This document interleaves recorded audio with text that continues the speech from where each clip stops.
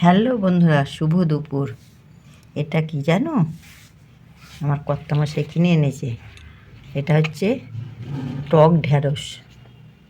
টক ঢ্যাঁড়স কেন বলা হচ্ছে? টক টক খেতে আর ঢ্যাঁড়সের মতো হরহরে, ওই জন্যই এর নাম টক ঢ্যাঁড়স। খেতে খুব সুন্দর। আমি তো রান্না করব, আমি রান্না করে তোমাদের পাঠিয়ে দেবো।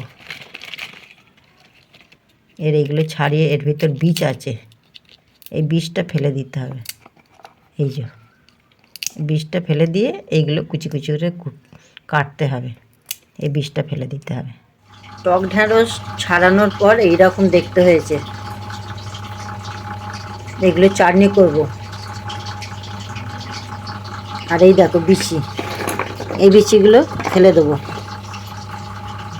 কিনে আনলাম অত, এইগুলোই সার, এইগুলো ফেলে দেবো, এই কোনো কাজে লাগবে না। আর এইগুলো এখন আমি চাটনি বানাবো। টক ঢ্যাঁড়সের চাটনি রেডি। কি দারুণ লাগছে না? খুব সুন্দর খেতে।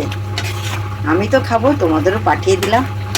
প্রথম থেকে দেখেছি টক ঢ্যাঁড়স কেমন দেখতে, কিভাবে কুটতে হয়, এখন চাটনি করেও দেখালাম। শেষ পাতে একটু চাটনি নালে হয় না, শীতকালে একটু চাটনি, ব্যাস। টক ঢ্যাঁড়সের চাটনি করে পাঠিয়ে দিলাম। বলো খেতে কেমন হয়েছে বলো? আমি তো খাবো, তোমাদেরও পাঠিয়ে দিলাম। ততক্ষণ ফিরে আসছি, পরের ভিডিও নিয়ে আবার দেখা হবে। Bye bye.